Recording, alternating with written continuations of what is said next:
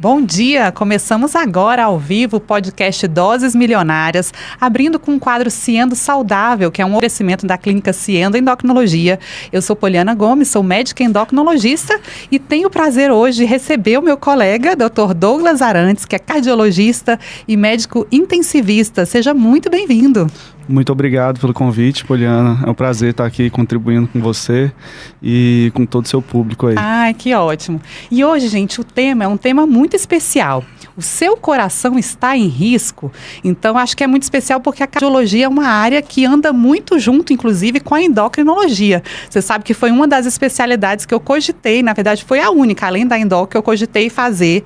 E eu acho que o mais interessante da cardiologia é essa possibilidade de trabalhar com a prevenção, que eu acho que é muito forte, mas ainda mais especial ainda, eu acho que é você poder atuar ali num momento que o paciente realmente está em risco de morte e poder mudar todo o desfecho do paciente. Então, antes de começar esse tema, Douglas, conta pra gente como é que começou isso, a sua história com a medicina, em especial aí a cardiologia e a medicina intensiva, que eu acho que muita gente não conhece assim claramente. Acho que as pessoas conhecem muito a UTI, né? Fulano tá na UTI, então as pessoas sabem que a UTI é um local onde estão as pessoas mais graves. E aí a gente fala, para quem não sabe, a unidade de terapia intensiva é um local onde tem médicos também habilitados para lidar com esses pacientes mais graves, que aí tem a ver com a medicina intensiva, que muita gente às vezes não conhece porque é uma especialidade que é muito importante, mas às vezes fica nos bastidores, o paciente geralmente não está muito consciente quando está ali. Mas conta pra gente, como começou a sua história com a medicina? Bom, perfeito, Poliana. Eu acho que você tocou num ponto muito interessante sobre o conhecimento da terapia intensiva, né? Eu acho que um dos legados bons que o Covid trouxe, dentre tantos ruins, foi o conhecimento maior, né, dessa área tão importante da medicina, que agrega todas as outras, né? Então, a minha paixão por doentes graves começou lá atrás, né, principalmente na cardiologia. Eu acho que eu sempre gostei de desafios, de pacientes mais desafiadores, e o clique da cardiologia, na verdade, e que veio junto da terapia intensiva, que foi uma paixão. Digo que a cardiologia é o meu amor e a terapia intensiva foi uma paixão, né, que se mantém.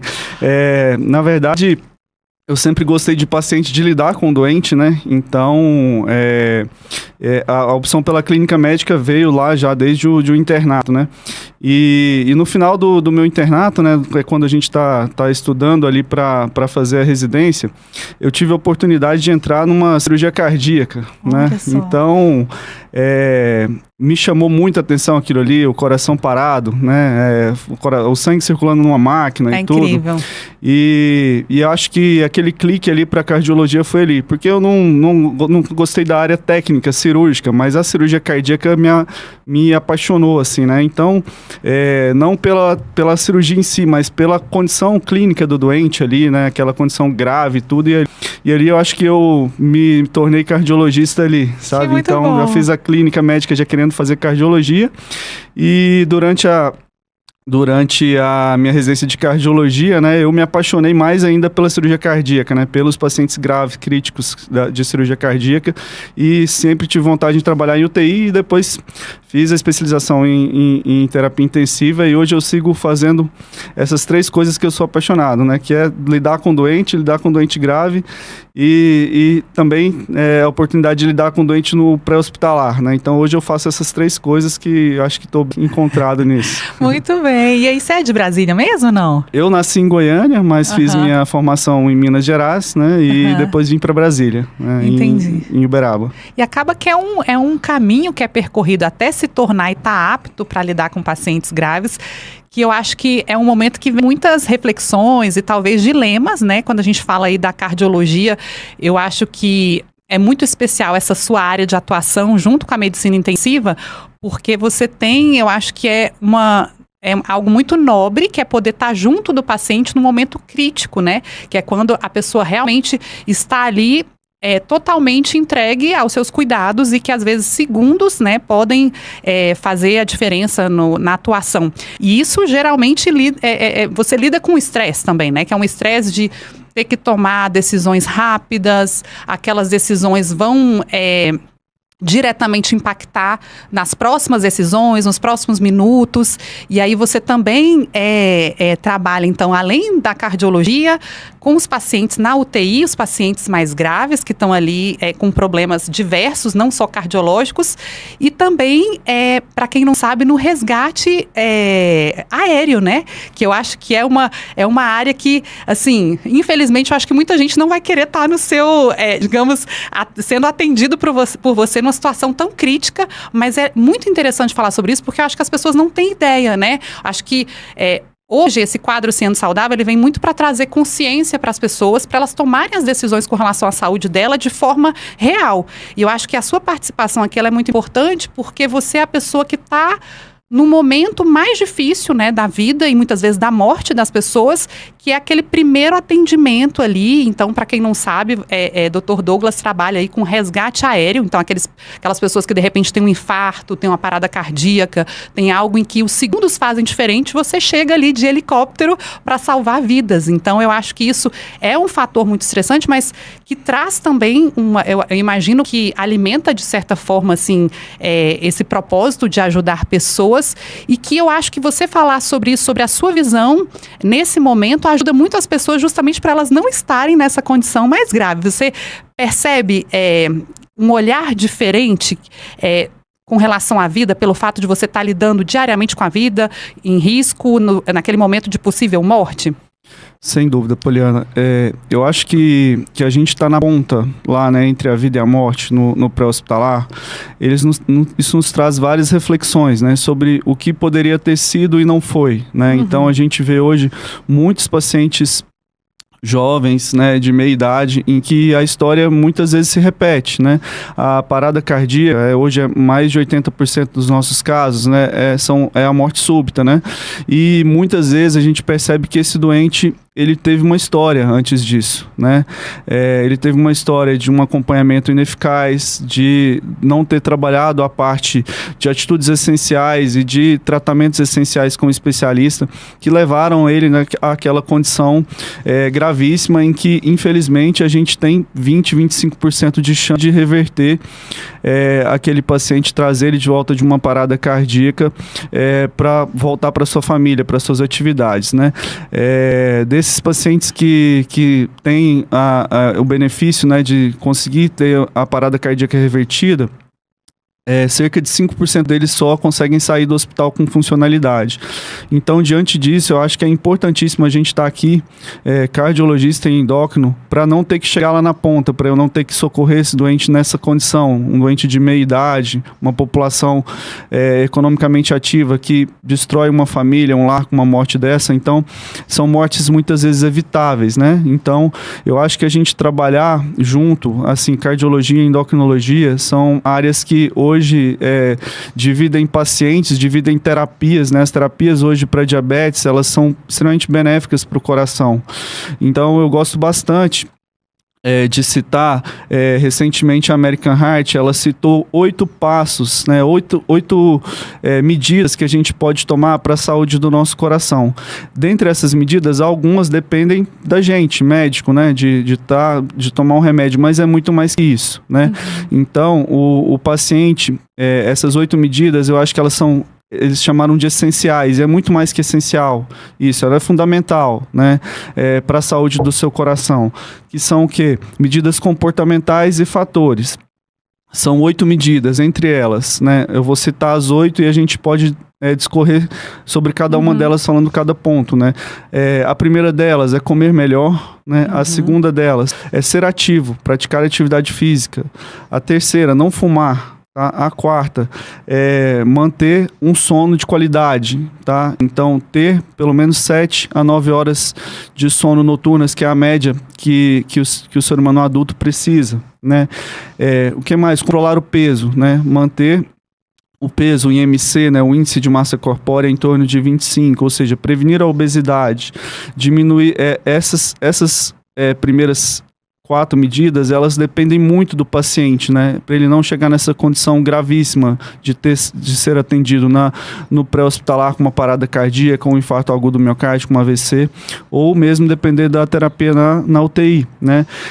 Entre elas, entre as últimas 3, reduzir o colesterol, controlar a glicose no sangue, ou seja, prevenir o diabetes e evitar o diabetes, né? E controlar a pressão arterial. Então, essas 8 medidas essenciais que a American Heart lançou como uma campanha de prevenção, eu acho que elas são, assim, a essência da prevenção, de o porquê da gente estar aqui, né? De manter o seu coração com o menor risco possível. Olha só, e assim, para quem está em casa, são medidas que são mundialmente, né, tidas como algo que faz diferença para o coração da pessoa.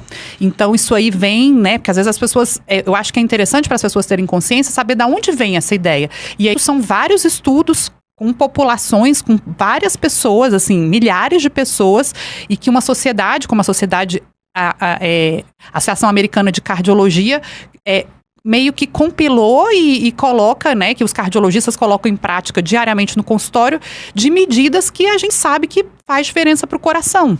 E aí eu falo assim, que na minha atuação diária, que eu atendo muitos pacientes com doenças metabólicas, diabetes, às vezes alterações hormonais, às vezes realmente necessidade de reposição hormonal, a gente está o tempo inteiro, às vezes o paciente não sabe, mas a gente está o tempo inteiro muito preocupado com o coração do paciente. Então é o coração que define até onde vai, por exemplo, uma terapia de reposição hormonal, se é possível, se não é.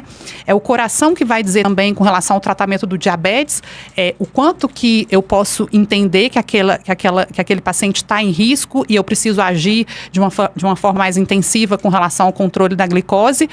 E muitas vezes isso a gente não fala sobre isso porque é algo distante, parece muito distante. Geralmente o paciente que tem diabetes ou o paciente que está com excesso de peso, ele vai postergando e talvez por essa falta de consciência de saber que pode ser ele que vai estar na cena de um atendimento pré-hospitalar, né? Para as pessoas que não sabem, aquele atendimento antes de chegar no hospital.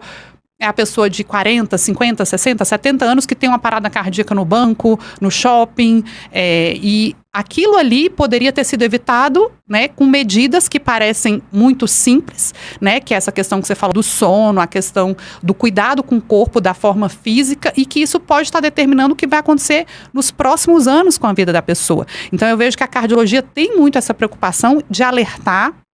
E eu acho que é bom falar para as pessoas do ponto de vista palpável o que é que o cardiologista, o médico intensivista vê no dia a dia e para a gente fazer, digamos, um retrospecto, né, antes até, né, ou imaginar o que poderia acontecer depois também, mas antes de acontecer, você já está vendo que o cenário a cena está se formando, aquela cena que culmina ali quando você chega para reanimar um paciente numa parada cardíaca, que é como você falou, que de repente ali, uma parada cardíaca, a pessoa ficou parada 10 minutos, a chance dela voltar às atividades normais ou ela sobreviver é muito baixa. Então, não esperar chegar nesse ponto com muitas outras coisas que podem ser feitas e que aparentemente coisas simples, né? Como se alimentar bem, controlar o peso e tudo.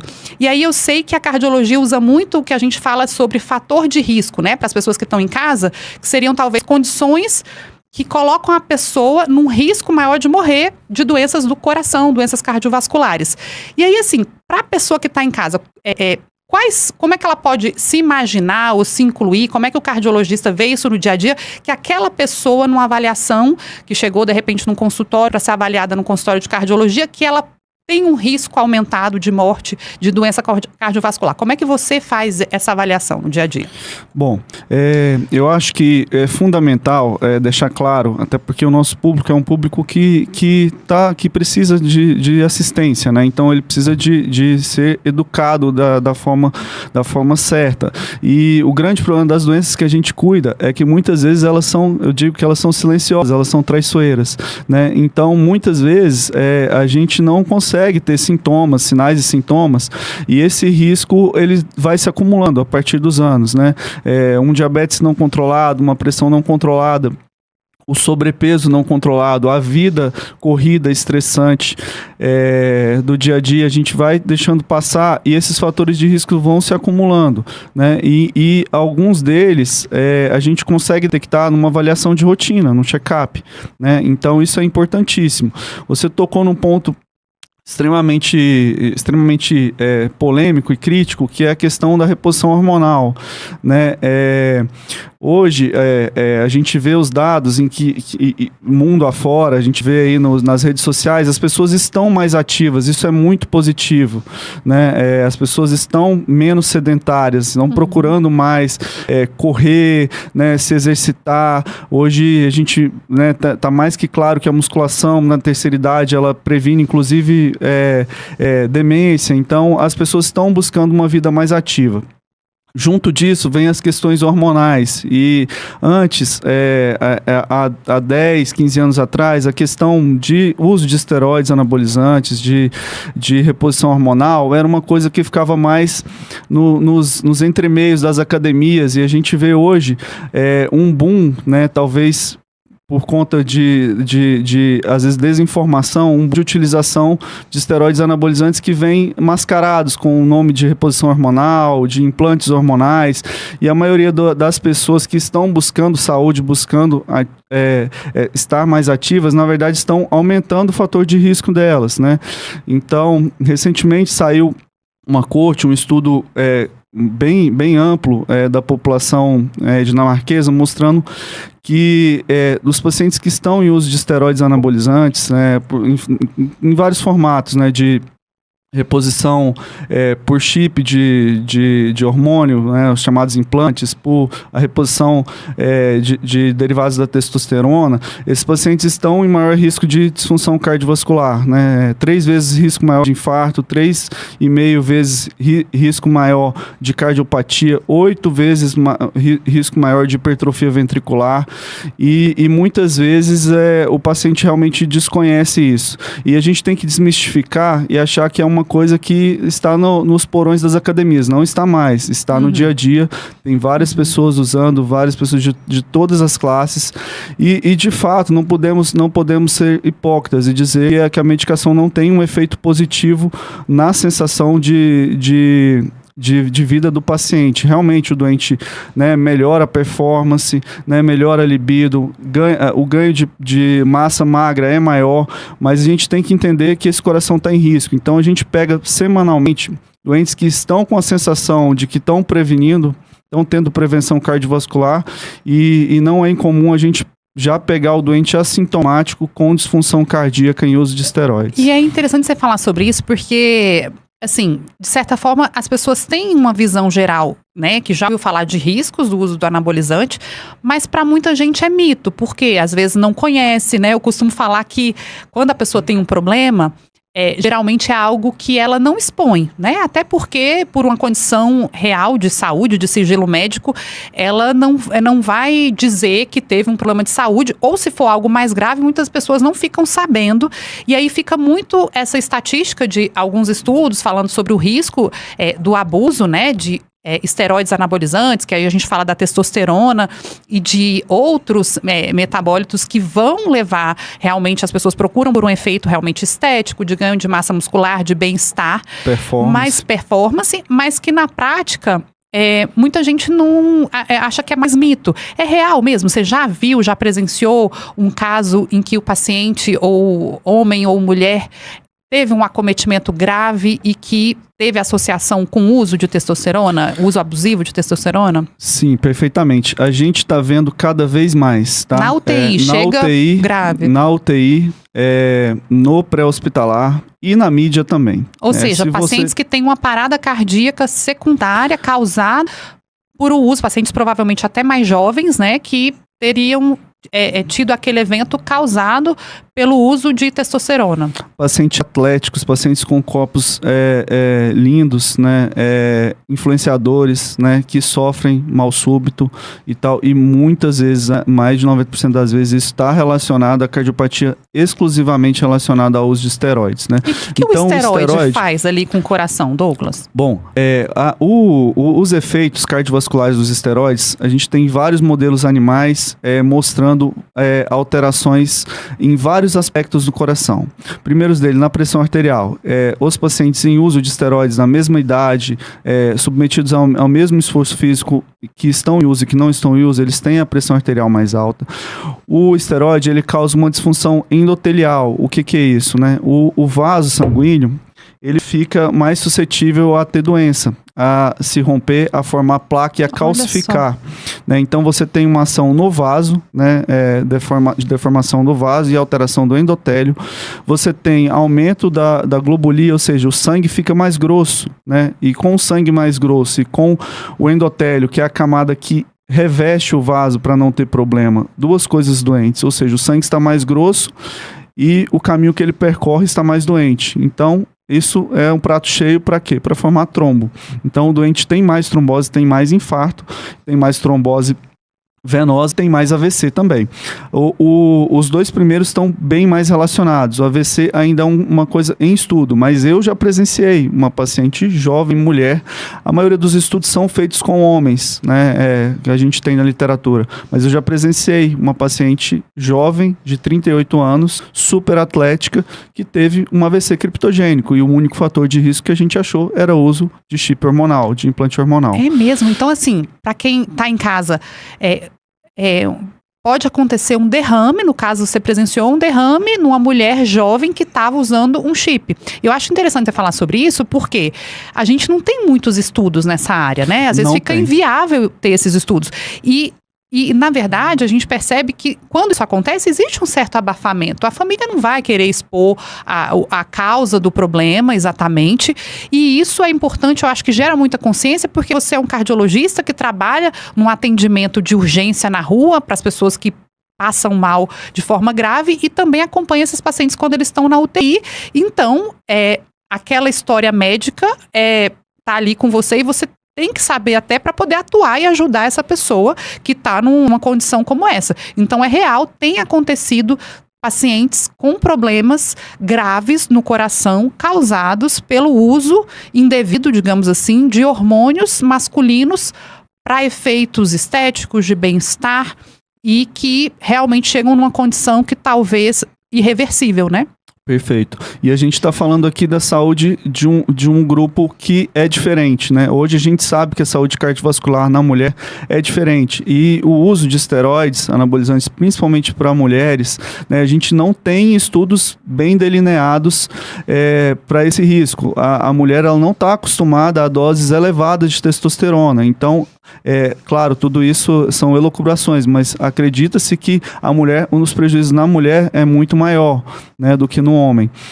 Então, falando disso, a gente tem visto um boom, né, de uso em mulheres de terceira idade, né, já ali entrando na menopausa, um boom de uso de esteroides, né, não só de reposição hormonal de hormônios femininos, né, que é bem estudada e tal, tem as suas indicações, mas usando também esteroides, né, e com resultados incríveis em termos estéticos, né, realmente.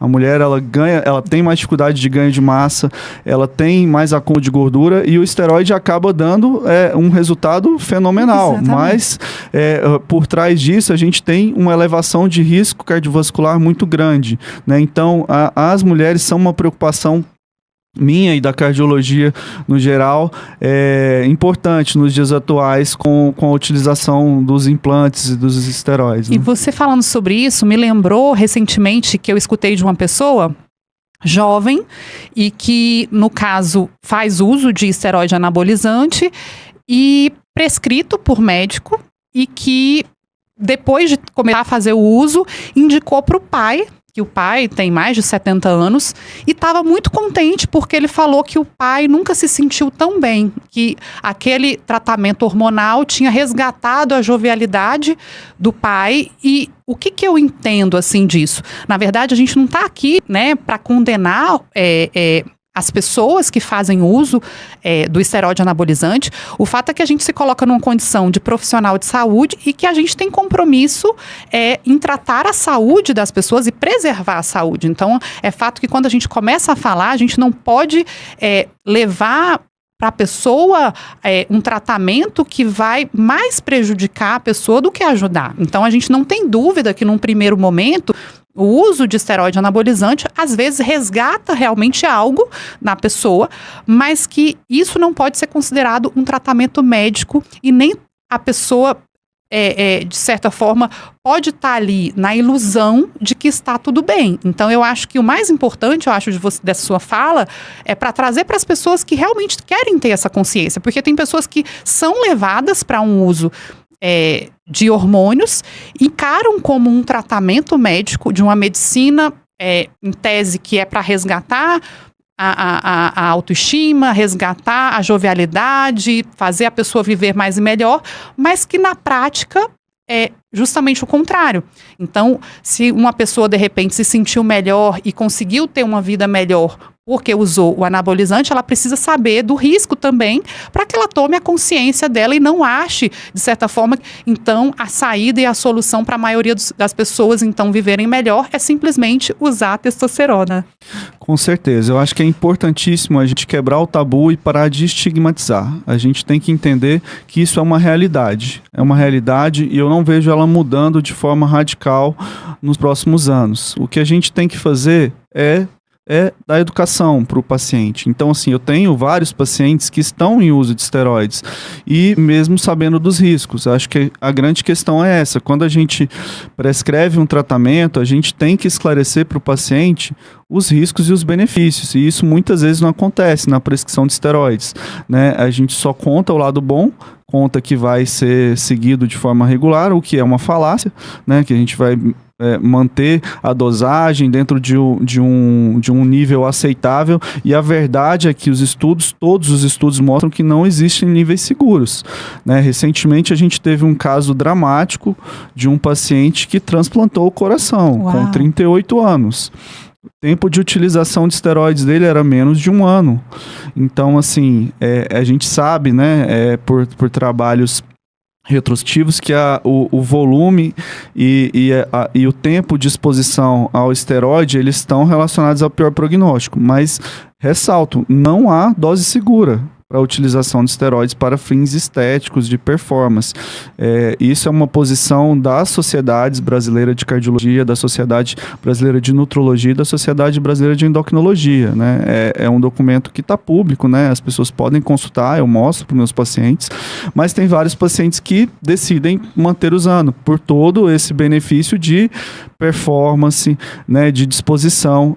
O hormônio, ele trabalha dessa forma, mas a forma artificial de reposição, ela está relacionada a um fator de risco importante. Você vê, 8 vezes maior o risco de desenvolver uma cardiopatia, né? Então, as células do coração, né, elas hipertrofiam, o coração fica mais fraco, tem doença do vaso, tem aumento de risco de trombose. Isso está bem claro, eu acho que não há mais dúvida quanto a isso. A dúvida é, existe uma dose segura?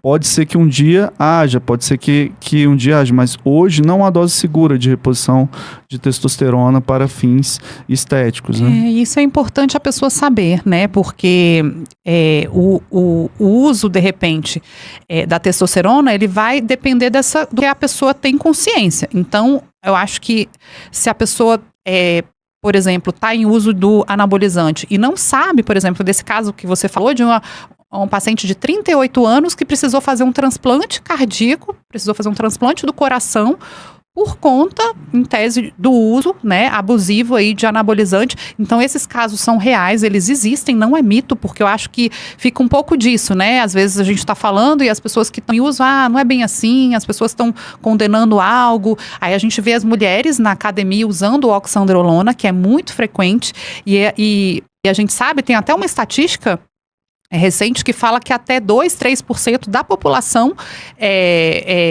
de pessoas jovens, né, estão em uso de anabolizante, assim, até 30, 40 anos, e ainda, se a gente for pegar a população que frequenta a academia, às vezes assim, 30% das pessoas estão ali usando, e eu acho importante falar sobre isso, porque aquelas pessoas que não estão, elas em algum momento, elas se sentem compelidas a usarem. Por quê? Porque em tese estão todos ficando, tendo resultado na performance e aparentemente sem problemas de saúde. Então, para a pessoa que, eu acho que é fundamental essa fala, para as pessoas que não usam ainda e estão nesse movimento de frequentarem academias e serem, às vezes, induzidas ao uso pelos próprios treinadores ou pessoas que realmente não têm uma noção desses casos que você tem visto no seu dia a dia. E eu acho que esse olhar de dentro da UTI com pacientes graves, eu acho que isso muda muito para trazer consciência para essas pessoas que estão talvez motivadas a usarem e ainda para as pessoas que estão em uso e que ao saberem dessas condições que são reais, elas podem repensar esse uso, a manutenção. A gente sabe que o uso, ele precisa de um acompanhamento em termos de dependência. A gente sabe que as pessoas que estão em uso, elas precisam de um suporte médico e a gente tem que estar aberto a isso justamente para apoiar os pacientes que já entenderam que, de repente, naquele momento não vale a pena, né, continuar fazendo uso do anabolizante. Com certeza. Eu tenho vários pacientes que utilizam e a gente consegue diagnosticar precocemente alguma alteração cardiológica, né? O paciente já começa a ter alguma hipertrofia e o doente resolve parar de usar, né?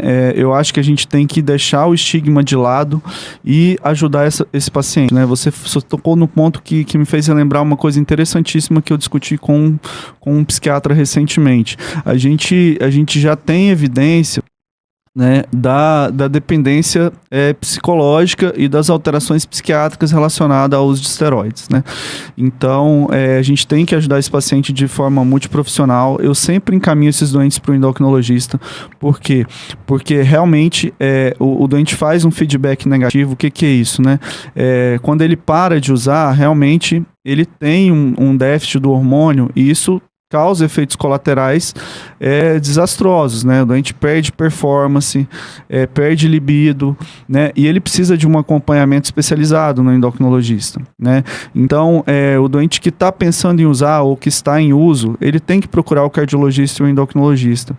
Por quê? Porque muitas vezes a gente consegue detectar alterações precoces. E uma coisa positiva em relação à cardiopatia relacionada ao anabolizante, que ela muitas vezes é reversível em alguns casos, né? Então, mesmo o doente com perda de função do coração, se você trata ele adequadamente, interrompe o uso, que é o principal, esse doente tem uma chance boa de recuperar a função ventricular e voltar, né, e diminuir esse risco cardiovascular que a gente tanto fala, né? Que a gente sempre está em luta diariamente para a gente reduzir o risco cardiovascular, que são as doenças que mais matam no mundo, né? Infarto, AVC, insuficiência cardíaca. E a maior parte desses pacientes tem doenças endocrinológicas e cardiológicas. Então, eu acho que é fundamental a gente tentar detectar precoce, orientar esse paciente e fazer um acompanhamento de perto, sem estigmas, né? Sim, sim. Acho que é importantíssimo. Não, e é interessante porque a gente está falando do uso do anabolizante, porque mais para aproveitar a sua vinda aqui, que a gente está super agradecido, porque a gente não teve ainda a possibilidade de ter um médico intensivista que tem esse olhar, né, da gravidade das pessoas que estão realmente hoje internadas, por exemplo, lá na UTI, e também lembrar as pessoas que não é só o anabolizante, né? A gente fala aí do cigarro, que, graças a Deus, as pessoas já reconheceram o risco e têm uma noção maior, mas a gente fala também do abuso da bebida alcoólica, a gente fala do abuso do açúcar, do abuso do excesso de alimentos processados, gordurosos, e são todos fatores que podem contribuir para um problema cardíaco que talvez a pessoa não teria se tivesse hábitos saudáveis. E aí eu falo também de um fator que eu acho que, apesar da gente ver muito, talvez no nosso meio, aparentemente uma procura maior pelo exercício, mas eu acho que populacionalmente, principalmente no Brasil, infelizmente, o sedentarismo predomina, né? E a má alimentação também. E eu vejo que um outro fator dos tempos atuais é o estresse, né? Então, assim, essa questão do estresse emocional que está relacionado com o sono, é uma curiosidade minha, uma dúvida minha até como médica endocrinologista e que não tenho a oportunidade de estar ali naquele momento de gravidade quando o paciente está crítico.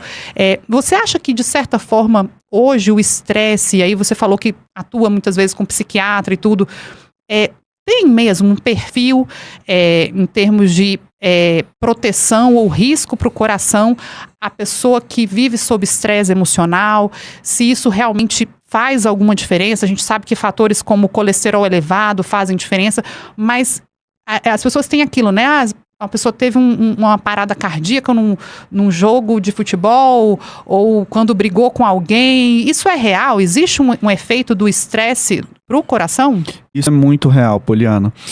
A nossa vida atual, eu digo que não tem como a gente viver sem estresse, né? A gente está o tempo inteiro ligado nisso aqui. Né? Então a gente está ligado 100% do tempo no trabalho, na escola, nos filhos, no marido, em todo o tempo, e a nossa vida dinâmica, isso não vai mudar, não tem como. A inteligência artificial está aí para facilitar os processos, mas muitas vezes ela vai nos sobrecarregar de mais e mais estímulos. Então a gente está todo o tempo, né, no mundo atual, sobre estímulo intenso e sobre estresse. Então a gente tem que saber pisar no freio, né, deixar de lado, né, o celular, deixar de lado as várias os estímulos no geral, né? A gente está o tempo inteiro sob estímulo, né? E o estresse, a doença cardiovascular, né, a doença dos vasos do coração, hoje a gente vive na cardiologia a era da relação entre a inflamação e a doença cardiovascular. E o estresse está extremamente relacionado com o status inflamatório do nosso organismo, né? Então, a gente vive o tempo inteiro sobre adrenalina, né? O nosso status inflamatório geral, ele está aumentado. Então, está mais que provado que o estresse, ele é um fator de risco importante. E nessas 8 medidas essenciais, a qualidade do sono, ela vai muito além disso, né, do sono em si, né? É o sono de qualidade, é o tempo de qualidade que você precisa ter, né? Então você precisa ter o seu momento de lazer, né? Você precisa de ter o seu tempo de desligar de todos os estímulos para a gente diminuir o nosso status inflamatório. A doença cardiovascular está aí, ela não existia há 100 anos atrás, né? As pessoas não tinham o nível de estímulos que tem hoje. Então, e o grau de atividade física, né? O nível de intensidade de atividade física era muito maior. Hoje a gente não mexe nem no controle remoto mais, né? Eu digo isso, né? A nossa geração anterior é a geração que começou, né, a ter o carro com vidro elétrico, né? O controle remoto. Hoje a gente não precisa nem do controle remoto. A gente fala para a Alexa trocar o canal. Então, assim, tudo isso tem relação sim com as doenças cardiovasculares, e a gente tem que entender que a gente tem que mitigar esses riscos, buscar uma alimentação saudável, buscar os tratamentos de obesidade, que hoje é uma revolução, né? A obesidade hoje ela tem tratamento, né, multiprofissional, e ela tem medicamentos hoje muito eficazes e com proteção cardiovascular que a gente não tinha há 10, 20 anos atrás. Então a gente tem mecanismos para mitigar os riscos, a gente só tem que procurar o profissional adequado e mudar o nosso estilo de vida. E assim, é interessante você falar isso, porque às vezes as pessoas ficam assim, bom, mas por onde eu começo? Né? A gente sabe que quando vai fazer um exame de check-up, um dos exames é o exame do colesterol. E aí entra também, eu não sei se você percebe isso, mas no meu dia a dia eu vejo muito... É raro a pessoa muito preocupada com colesterol. A maioria das pessoas acha um pouco exagero a questão de ter que tomar, por exemplo, um remédio todo dia para o controle do colesterol. E existe, inclusive, a ideia de que o remédio do controle do colesterol pode fazer mal para a pessoa. Então tem aquele grupo de pessoas que não querem usar de jeito nenhum remédio do colesterol, e às vezes nos veem, nós profissionais médicos, como aqueles que sempre querem empurrar remédio e que talvez o remédio vai fazer mal, e fica aquele dilema. E aí, como é que você avalia a necessidade de ter que tomar realmente um remédio para o resto da vida para o colesterol? Se é baseado na idade da pessoa, se é baseado... O que você leva em conta? E para aquela pessoa que já faz exames, porque eu vejo também isso, tem pessoas que são muito sossegadas, que fazem todo o exame, dá lá o colesterol elevado, e ela está ali há anos e ela não tem noção se realmente é algo que ela tem que tomar remédio, ou se é que todo médico quer passar remédio. Como que ela pode entender quando o coração dela está em risco realmente por conta do colesterol elevado? Olha, é um desafio, Poliana. A gente que é clínico, a gente sabe que tomar remédio diariamente não é fácil, né? A gente não pode ser hipócrita e dizer para o doente de 30 e poucos anos que ele vai tomar um remédio para o resto da vida, porque ele tem um número alterado nele lá no exame dele. Isso não é fácil, é um desafio. Tá? Primeiro fator é esse. O segundo é a gente tentar botar em números. Eu sempre coloco em números, né? Um paciente que tem uma LDL de 190 e a gente consegue baixar ele para 100, ele tem uma redução líquida de 15% de chance de ter um novo evento, quer dizer, ele está em alto risco cardiovascular, ele tem 20% de chance de ter um infarto, de ter um AVC nos próximos 10 anos, 5, 10 anos. Isso não é desprezível, né? Então a gente tem que mostrar isso para os doentes, os scores de risco, eles estão melhores, né? E é difícil, é um desafio, porque, como eu te disse, é a gente tentar explicar para o paciente, esclarecer para o paciente que aquilo que ele está vendo um número ali está de fato aumentando o risco dele ter um evento, né? E as estatinas sempre foram um tabu, sempre são um tabu, né?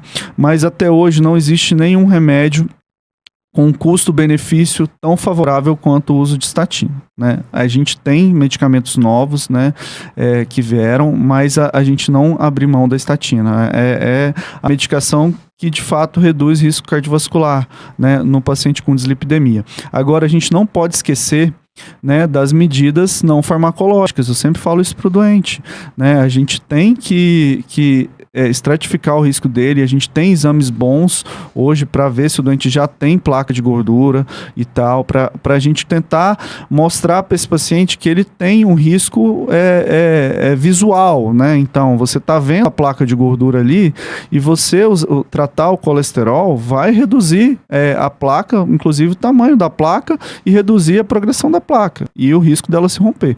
Então, se a gente lança a mão desses exames mais detalhados, a gente consegue mostrar em termos reais, diferente de um número, né, ali. E é importantíssimo a gente sempre trabalhar com a mudança de estilo de vida, né? A gente sabe que é fundamental, né, para o tratamento do colesterol, da glicemia, o doente ter uma vida mais saudável, pensando naqueles 8 pontos que a gente falou: qualidade do sono, peso, controlar a glicemia, controlar o colesterol, não fumar. Então tudo isso aí tem que estar na consulta e tem que estar claro para o paciente, e é o mais desafiador.